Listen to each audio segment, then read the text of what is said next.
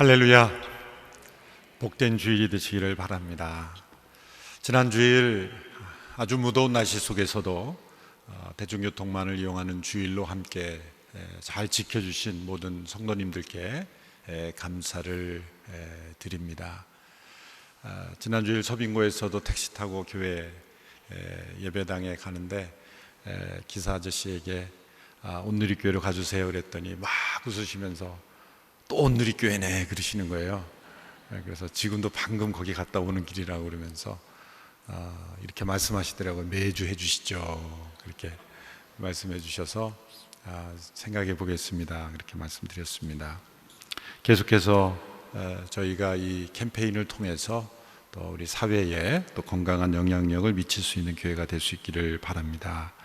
8월 10일부터 13일까지 전국 대학 청년 수련회가 열리는데요.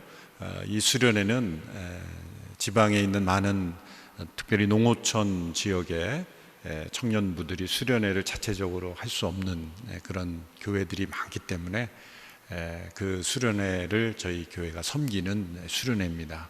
위에서 기도해 주시고요.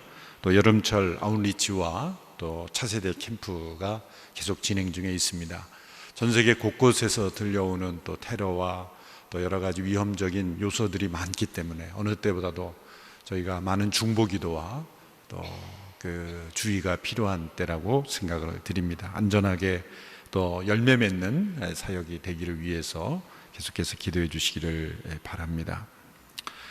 8월 2일 하용조 목사님 5주기 추모 예배가 저녁 7시에 서빙고 본당에서 7시 30분에 서빙고 본당에서 있습니다.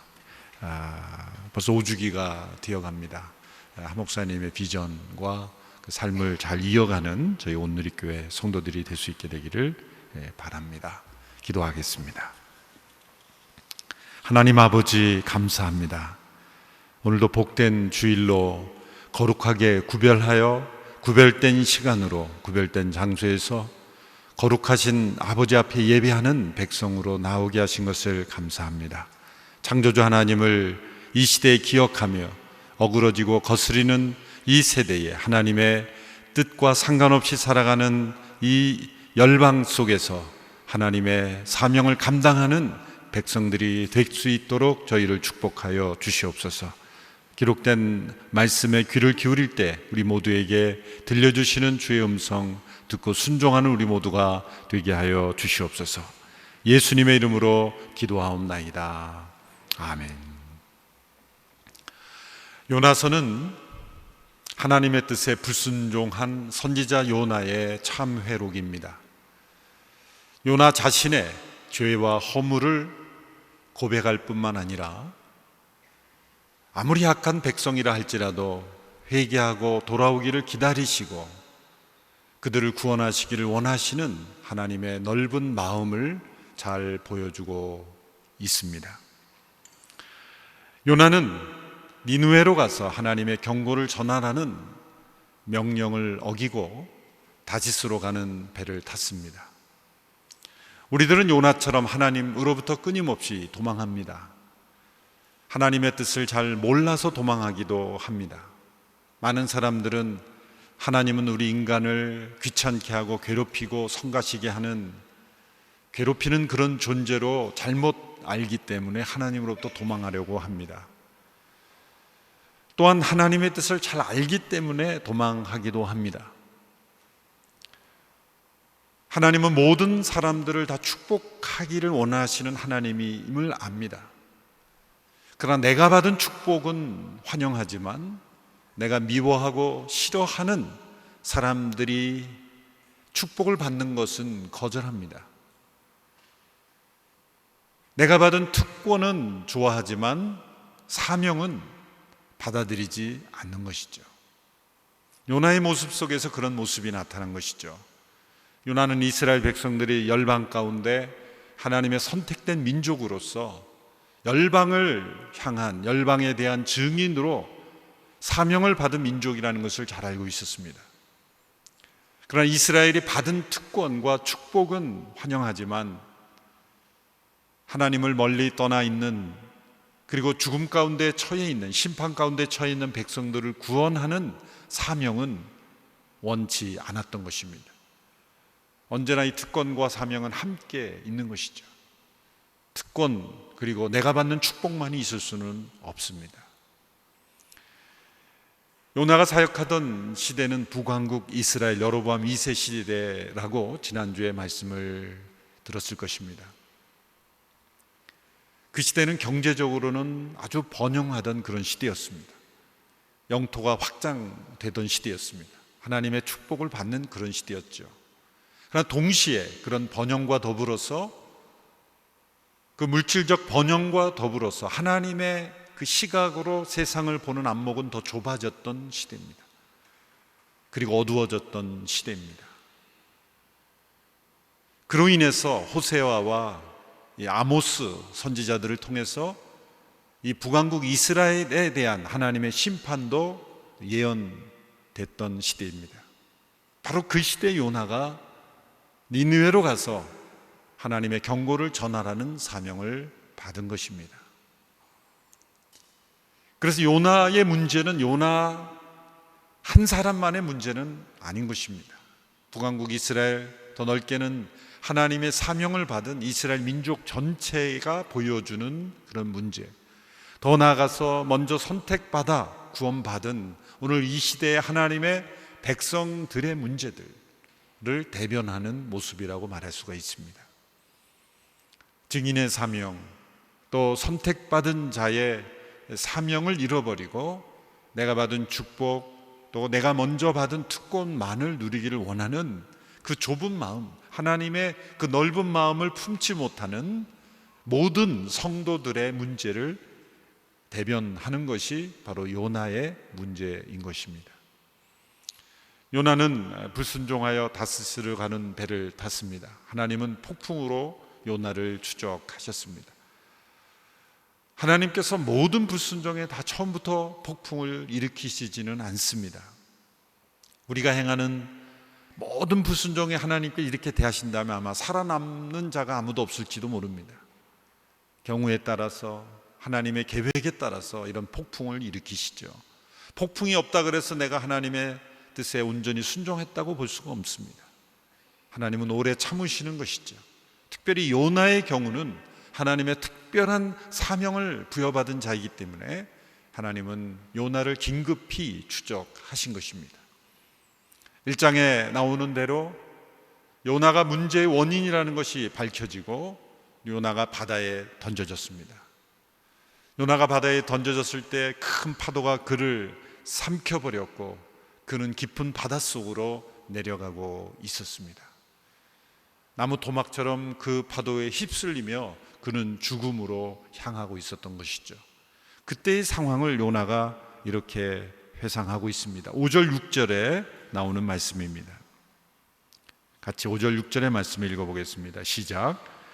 물이 내 영혼을 애워싸고 시면이 나를 삼키고 해초가 내 머리를 감쌌습니다. 산의 뿌리에까지 내가 내려갔습니다.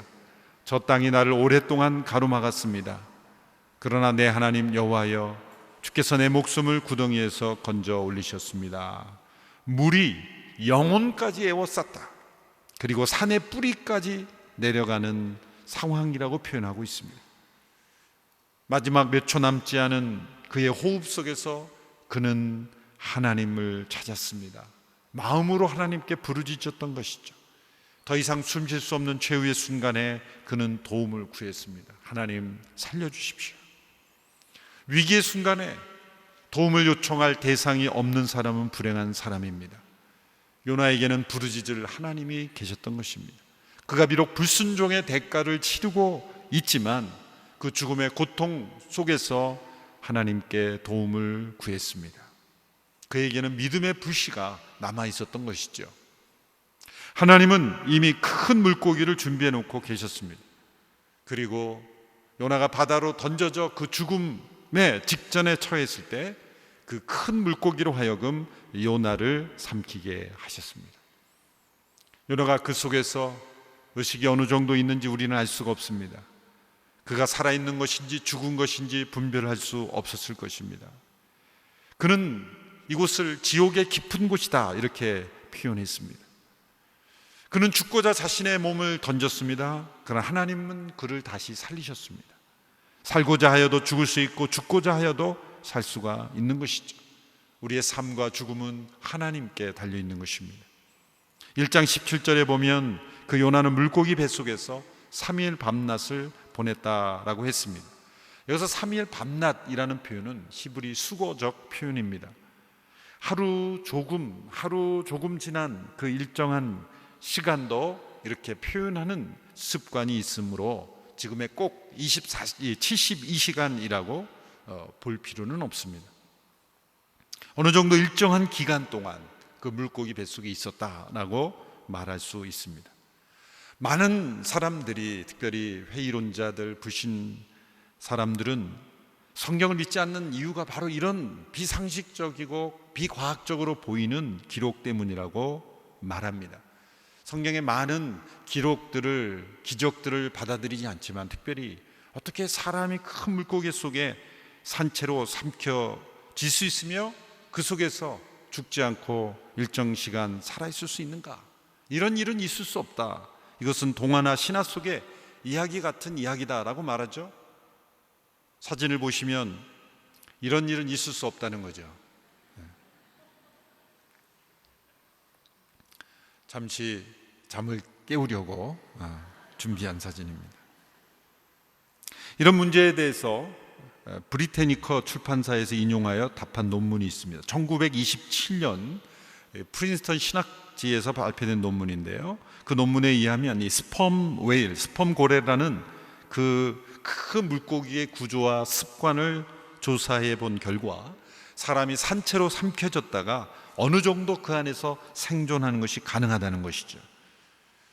그 인터넷 사진 찾아보니까 그 머리가 굉장히 크고요, 입의 크기가 길이가 20피트, 높이가 15피트, 넓이가 9피트 되는, 그래서 사람보다 더 큰 오징어도 산채로 삼키는 그런 큰 고래.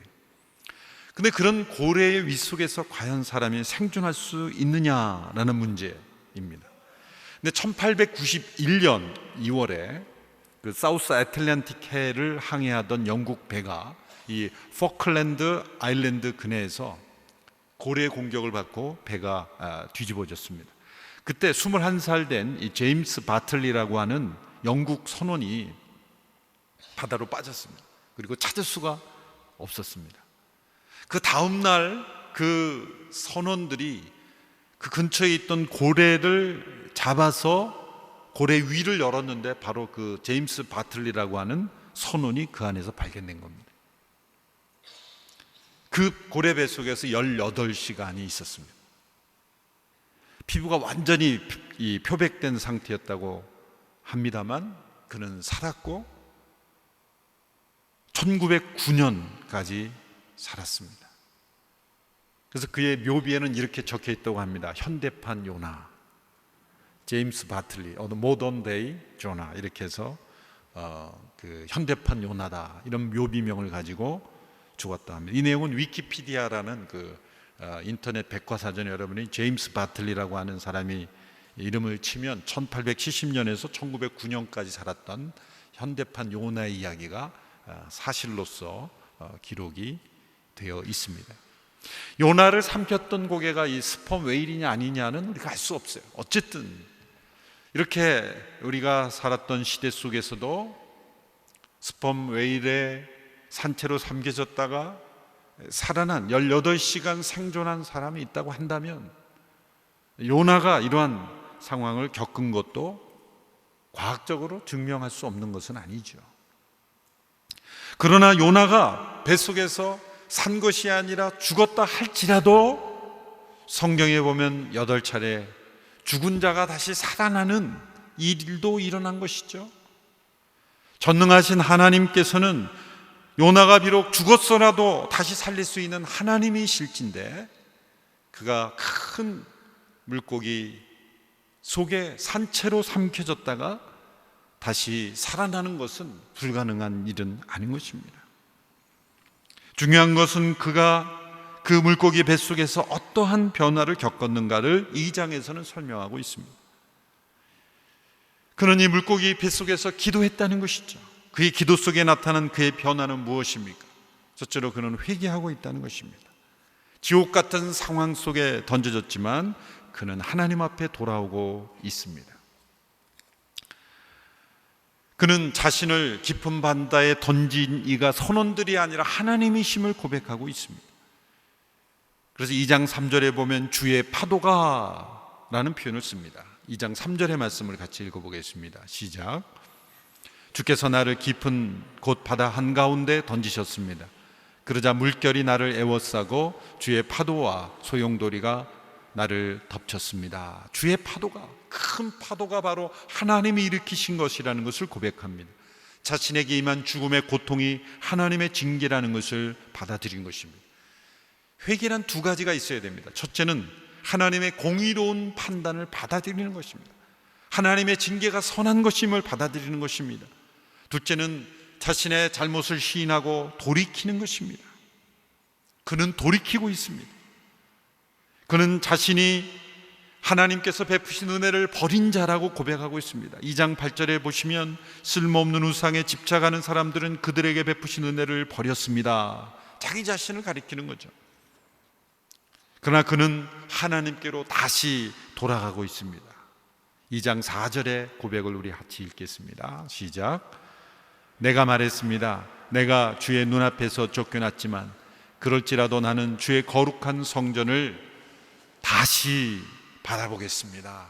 이 다시라는 단어 속에 회개의 은혜가 있는 것입니다. 그는 지금 죽은 시체와 같은 상태입니다. 몇 초를 더 살지도 모르는 그런 상태입니다. 그는 자신의 생이 몇 초가 남아있던 간에 그는 하나님을 다시 바라보고 있는 것입니다. 그를 가리켜 나는 주의 목전에서 쫓겨난 자라고 고백합니다. 그래서 이 지옥의 상황 속에, 죽음의 상황 속에 처해 있지만 다시 하나님의 성전을 바라보겠다. 이 성전, 주의 성전이라는 단어를 이 요나가 사용한 것은 아마도 천국을 소망하는 어떤 성전, 이 성전의 의미는 예루살렘에 있던 보이는 그런 성전일 수도 있겠지만 그는 하늘의 성전, 천국의 성전, 어쩌면 그의 죽음의 문턱 속에서 그는 하나님과의 관계 회복을 갈망하고 있는 것이죠. 여기 다시라는 단어에 하나님의 은혜가 있는 것입니다. 다시 하나님을 찾아도 받아주시지 않으면 소용없는 것이죠. 그러나 우리 하나님은 회개를 통해 다시의 은혜를 허락하시는 하나님이십니다.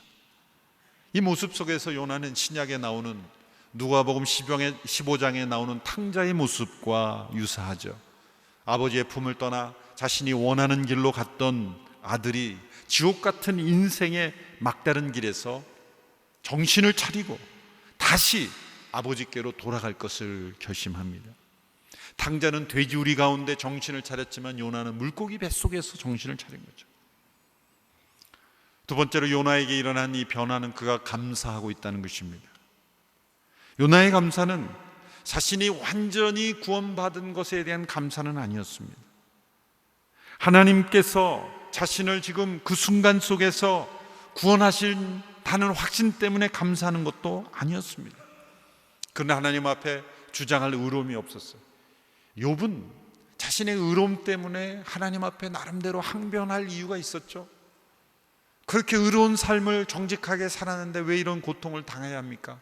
욥은 그래서 항변할 의로움이 좀 있었어요. 요셉도 마찬가지죠.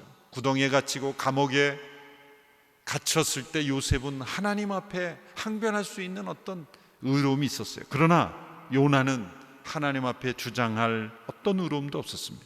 심판받아 그 지옥 같은 상황으로 떨어진 것입니다. 하나님의 완전하신 은혜가 아니고는 구원받을 길이 전혀 없는 상황이었습니다. 그런데 우리가 하나님 앞에 아무것도 요구할 수 있는 자가 아닐지라도 감사를 할 수 있습니다. 회복을 감사하는 것이 아니라 하나님이 나를 징계하신 것도 감사하고 이 마지막 순간에 하나님을 찾을 수 있는 것조차도 감사하는 것입니다. 그럼 9절에서 이렇게 감사합니다. 9절의 말씀 같이 읽습니다. 시작. 그러나 내가 감사의 노래로 주께 제물을 드릴 것입니다. 내가 서원한 것을 내가 잘 지킬 것입니다. 구원은 여호와께로부터 옵니다. 물론 이 글을 그가 그 이후에 기록한 글이기 때문에 이 시점이 정확한 어느 시점이냐는 우리가 알 수 없습니다. 그러나 그는 자신의 소원을 주께 갚겠다 고백합니다. 지옥 같은 물고기 뱃속이 제 헌신의 장소가 된 것이죠. 그에게는 지금 다시금 기회가 주어진다는 보장은 없는 상황이지만 그의 마음속엔 하나님을 향한 회개, 감사, 제 헌신의 마음이 솟아오른 것입니다. 요나의 마지막 기도는 위대한 선포로 끝나고 있습니다. 10절의 말씀을 보십시오. 구원은 여호와께로부터 옵니다. 우리 함께 따라 하겠습니다. 시작. 구원은 여호와께로부터 옵니다. 죽은 것과 다름없는 상태에서 터져나오는 이 고백은 성령의 감동으로부터 나오는 위대한 예언이지요. 깊은 바닷속에 물고기 뱃속으로 자신을 일시적으로 구원하신 하나님, 그가 그 물고기 뱃속에서 구출받을 수 있을지 없을지는 모르지만 다시 그가 살아날 수 있는 가능성이 있다면 그 가능성은 오직 하나, 하나님께 달려있다는 고백입니다. 그때 하나님께서는 물고기에게 명하사 요나를 다시 육지에 내어 보내셨습니다. 요나를 구원하셨습니다. 10절의 말씀을 우리 같이 읽겠습니다. 시작. 그러자 여호와께서 물고기에게 명령하셨고 물고기는 요나를 땅으로 토해냈습니다. 이 사건은 하나님의 전지전능하신 능력, 큰 물고기를 명하시고 태풍을 보내시고 그 선원들 가운데 제비 뽑기에서 요나가 나타나게 하시고 바로 그 순간에, 던져진 순간에 그 물고기가 삼키게 하시고 물고기를 로 하여금 토하게 하시는 그 모든 전지전능하신 하나님의 능력을 보여주는 것도 중요한 의미가 있지만 더 중요한 의미는 신약에서 예수님께서 이 사건을 매우 중요하게 여기시고 이 사건을 해석해 주셨다는 데 의미가 있습니다. 예수님께서 요나의 사건을 이용하여서 예수님이 행하시는 사역을 설명하셨다는 것에 매우 중요성이 있습니다. 마태복음과 누가복음에 나오는데요, 마태복음 버전으로 읽어보겠습니다. 마태복음 12장 39절로 41절의 말씀, 예수님의 해석입니다. 같이 읽겠습니다. 시작. 예수께서 대답하셨습니다. 악하고 음란한 세대가 표적을 구하지만 예언자 요나의 표적밖에는 보여줄 것이 없다. 요나가 3일 밤낮을 큰 물고기 뱃속에 있었던 것처럼 인자도 3일 밤낮을 땅속에 있을 것이다. 심판 때에 니느웨 사람들이 이 세대와 함께 일어나 그 죄를 심판할 것이다. 그들은 요나의 선포를 듣고 회개했기 때문이다. 그러나 요나보다 더 큰 이가 여기 있다. 이것은 가장 정확한 예수님의 해석입니다. 예수님 요나의 이야기와 예수님의 사역을 연결하여 인용하셨습니다. 이 요나의 사건은 이 악한 세대에 주시는 표적이라는 것입니다. 악하고 음란한 세대가 표적을 구하지만 예언자 요나의 표적밖에는 보여줄 것이 없다. 누가복음 11장 30절에는 또 이렇게 말씀하셨습니다. 요나가 니느웨 사람들에게 표적이 된 것과 같이 인자도 이 세대의 표적이 될 것이다. 이 표적이라는 것은 믿지 않는 사람들이 내가 왜 믿어야 되는지를 보여달라는 요구죠. 믿을 수 있도록 해달라는 요청입니다. 악한 세대는 표적을 구합니다. 말씀을 믿지 않고 표적을 봐야 믿겠다는 거죠. 예수님이 수많은 표적을 이미 행하셨지만 그 표적을 보고도 믿지 않는 이들에게는 더 이상의 표적은 있을 수 없다. 요나의 표적 외에는 남아있지 않다 라는 말씀이죠. 어떻게 예수님께서 요나와 같은 표적이 되셨습니까? 예수님이 이렇게 말씀하셨습니다. 요나가 3일 밤낮을 큰 물고기 뱃속에 있었던 것처럼 인자도 3일 밤낮을 땅속에 있는 것으로 표적이 되신다는 거예요. 그 표적은 무엇을 의미합니까? 3일 밤낮 땅속에 있었다는 건 무엇입니까? 예수님의 십자가의 죽음이에요. 그리고 요나가 그 물고기 뱃속에 죽은 자와 같이 되었다가 다시 살아난 것처럼 그리스도께서 죽음 가운데 3일 밤낮을 계시다가 이제 새로운 부활의 생명으로 다시 부활하신 것, 이것이 요나의 사건과 연결된다는 거예요. 그것은 요나의 사건이 예수님을 통해 이루어질 십자가와 부활의 사건을 미리 보여주는 것입니다. 그리고 그것이 유일한 표적이라는 거예요. 요나는 물에 던져져서 죽은 자와 같이 되었습니다. 실상은 죽은 것입니다.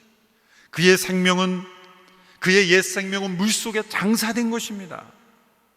요나가 자신이 처한 상태를 2절에 보면 지옥의 깊은 곳이라 그랬죠. 이 지옥이라는 단어는 히브리어로 하데스, 그는 죽음과도 같은 단어를 의미하는 것이죠. 요나가 바닷속에 던져진 것 하나님의 심판으로 주어진 것입니다. 단지 정신 차리라고 고통을 준 정도가 아닙니다. 요나를 죽게 하신 것입니다. 죽음의 고통 속에 죽게 하신 것입니다. 요나를 수장시킨 거예요. 하나님의 공의는 요나의 생명을 요구한 것이고, 요나는 죽음으로써 죄의 삭을 지불하고 하나님의 공의를 만족한 것입니다. 이와 마찬가지로 예수님이 십자가의 죽으심은 하나님의 공의를 만족시키시고 인류의 모든 죄에 대한 대가를 지불하신 것입니다. 하나님은 요나를 니느웨로 보내시기 전에 그에게 세례를 베푸신 거예요. 여러분, 세례라는 단어, 영어로는 뵙티즘이죠. 헬라어로는 밥티조입니다. 이 밥티조라는 뜻은 물에 잠기다라는 뜻입니다. 물에 잠기다. 그래서 침례교회에서는 진짜 물에 잠기게 하죠. 예식 자체는 매우 중요한 의미가 있다고 저는 생각합니다. 요나는 지금 물에 빠져서 큰 물고기 속에 삼킴으로 세례를 받은 것이라 해석할 수 있는 거예요. 저희는 물을 머리에 뿌리지만 물을 머리에 뿌려짐으로 그 의미는 뭡니까? 우리의 옛사람이 수장된 것이다, 죽어진 것이다, 옛 생명은 죽은 것이다 라고 선언하는 것입니다.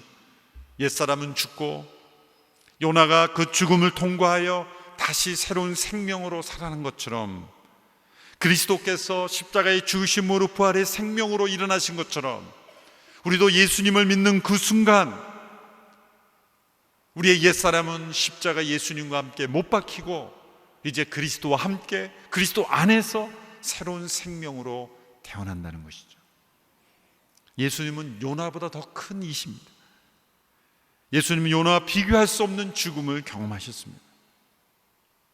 요나가 받은 고통은 숨막히는 고통이었지만 주님은 온몸이 찢겨지시며 숨막히는 정도가 아니라 온몸이 찢어지는 고통이었습니다. 요나가 받은 사명은 지극히 제한적이었죠. 그러나 예수님은 모든 나라와 모든 시대의 모든 사람들을 위하여 이루신 것입니다. 요나는 하나님의 명령 앞에 도망하는 연약한 사람이었지만 예수님은 그 하나님의 뜻을 기쁘게 순종함으로 십자가 앞에 나가셨습니다. 요나는 실제적 죽음을 경험하지 않았지만 예수님은 실제로 죽으셨습니다. 로마서 6장 4절의 말씀을 같이 읽어보겠습니다. 로마서 6장 4절 시작. 그러므로 우리는 그리스도의 죽으심과 연합해 세례를 받음으로써 그분과 함께 묻혔습니다. 이는 그리스도께서 아버지의 영광으로 인해 죽은 자들 가운데서 살리심을 받은 것처럼 우리도 또한 새 생명 가운데서 살게 하려는 것입니다. 이 요나를 죽음에서 구원하신 하나님께서 그리스도 안에서 우리를 죽음에서 다시 살리셔서 구원하시는 하나님이십니다.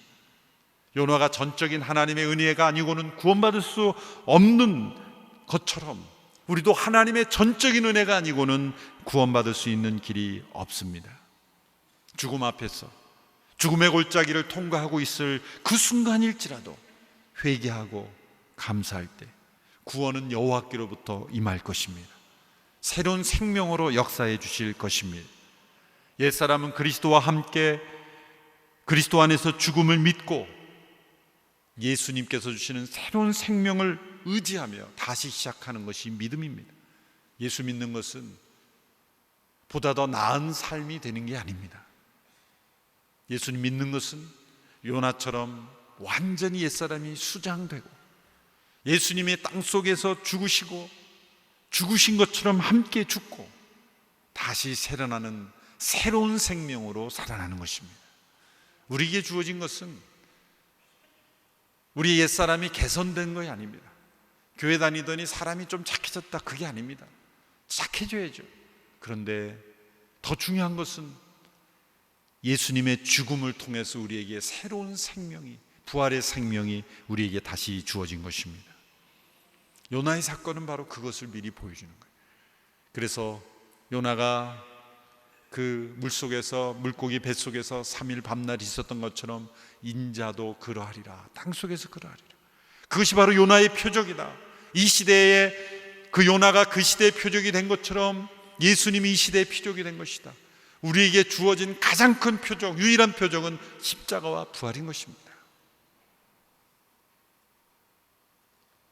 그 십자가와 부활의 능력이 우리에게도 주어졌다는 것이죠. 그 표적이 이제 실제가 될 줄로 믿습니다. 우리에게 주어진 이 부활의 새 생명, 요나를 구원하신 하나님께서 그리스도 안에서 우리에게 새 생명으로 부활하게 하실 줄로 믿습니다. 우리의 옛사람은 끊임없이 불순종으로 나갑니다. 요나처럼 특권만을 바라며 사명을 잃어버리는 이 불순종의 그 습관들, 그것은 우리의 힘으로 이길 수 없어요. 우리 옛사람이 십자가에 완전히 못 박힘으로 장사 지낸 바 되고 이제 부활하신 그리스도의 영으로 우리 안에 새 생명으로 회복되어야 우리에게 다시 주어지는 삶이 있게 되는 것입니다. 이러한 새 생명의 삶을 누리시는 우리 모든 성도들 다 되기를 축원합니다. 기도하겠습니다.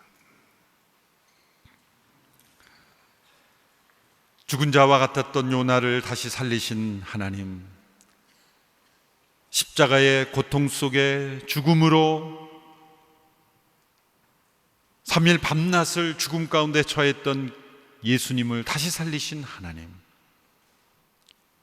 죄와 허물로 죽어있는 우리의 영혼을 다시 살리신 그 하나님을 찬양합니다. 오늘 우리에게도 요나의 구원, 예수님의 부활 또한 우리에게 허락하신 줄로 믿습니다. 이 구원하신 하나님이 우리의 하나님인 것을 믿습니다. 우리의 옛사람을 십자가에 예수님과 함께 못 박으며 우리의 옛사람이 장사 지낸 바 되었음을 믿고 그리스도 안에서 부활의 새 생명으로 살아가는 우리 모두가 되게 하여 주시옵소서. 예수님의 이름으로 기도합나이다. 아멘.